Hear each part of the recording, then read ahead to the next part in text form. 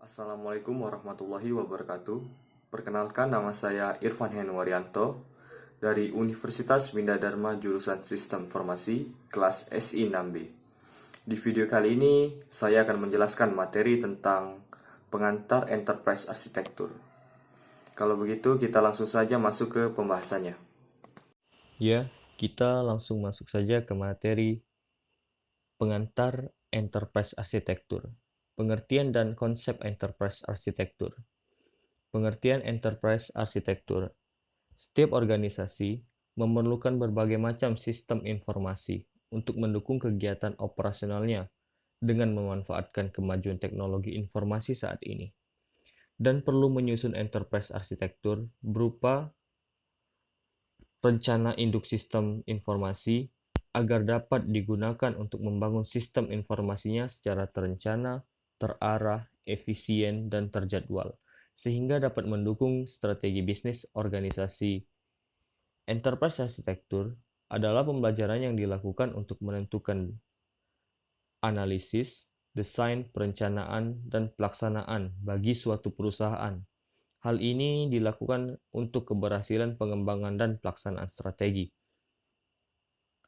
Enterprise Arsitektur merupakan deskripsi tentang struktur organisasi yang terdiri dari proses bisnis, prinsip perorganisasian dalam merespon perubahan dan mekanisme menyederhanakan proses bisnis sebagai suatu standarisasi model operasi suatu perusahaan. Enterprise Arsitektur menjelaskan terminologi komposisi komponen organisasi beserta korelasinya dengan lingkungan eksternal. Enterprise Arsitektur mengidentifikasi komponen utama dari suatu organisasi dan mekanisme komponen di dalam sistem berfungsi secara bersama-sama untuk mencapai tujuan bisnis yang didefinisikan. Komponen-komponen ini terdiri dari sumber daya manusia, proses bisnis, teknologi, dan sumber daya lainnya. Peran Enterprise Arsitektur. Peran Enterprise Arsitektur menjadi penting terutama jika perusahaan menjadi semakin besar dan kompleks. Enterprise Arsitektur merupakan upaya untuk mengoptimalkan 1. Kontribusi sumber daya, 2. Investasi teknologi informasi, 3. Aktivitas pengembangan sistem. Manfaat penerapan Enterprise Arsitektur. Informasi tentang bisnis, fungsi dan landasan bisnis dapat diketahui dalam bentuk yang relatif mudah dipahami sehingga dapat mendukung proses perencanaan dan pengambilan keputusan. 2. Mempercepat proses integrasi data dan sistem yang sudah ada maupun yang baru dibangun. 3. Dapat menjadi penghubung antara teknologi informasi dan bisnis suatu perusahaan. 4. Fokus pada penggunaan strategi teknologi informasi terhadap pengelolaan informasi perusahaan dan meningkatkan konsistensi, akurasi, integritas, kualitas, ketersediaan, dan berbagai informasi pengelolaan sistem informasi perusahaan. Faktor yang mempengaruhi enterprise arsitektur. 1. Faktor internal. Efektivitas faktor internal digerakkan oleh adanya hubungan antar komponen enterprise. Tugas enterprise arsitektur menyediakan sudut pandang holistik dan kegiatan operasional saat ini dan masa depan, serta aksi yang dilakukan untuk mencapai tujuan perusahaan. 2. Faktor eksternal. Selain dari faktor internal, lebih fokus pada suatu pendekatan agar strategi perusahaan dapat dieksekusi dengan efektif dan efisien dari sisi operasional. Terdapat juga faktor eksternal yang mendorong perusahaan untuk menerapkan arsitektur enterprise. Faktor eksternal pada umumnya lebih dipengaruhi oleh regulasi yang ada. Komponen enterprise arsitektur. 1. Arsitektur bisnis. Mendefinisikan strategi bisnis, tata kelola, organisasi, dan proses bisnis. Arsitektur bisnis merupakan arsitektur yang menggambarkan strategi, maksud, fungsi, proses informasi, dan aset bisnis yang memberikan layanan bagi masyarakat, bisnis, dan pemerintahan. Arsitektur bisnis memberikan pemahaman umum tentang organisasi dan digunakan untuk menyelaraskan tujuan strategis dan panduan taktis arsitektur bisnis sebagai landasan bagi pengembangan dan implementasi rencana bisnis, teknologi, dan penggunaan aplikasi. Rincian arsitektur bisnis mendukung pengambilan keputusan bisnis dengan menyediakan dokumentasi tentang kondisi organisasi saat ini dan kondisi yang diharapkan pada masa depan. Dengan memiliki arsitektur bisnis yang baik, maka diharapkan dapat mempermudah dalam mengambil keputusan yang tepat dan sesuai, sehingga organisasi memiliki daya saing secara lebih efektif. 2. Arsitektur data atau informasi.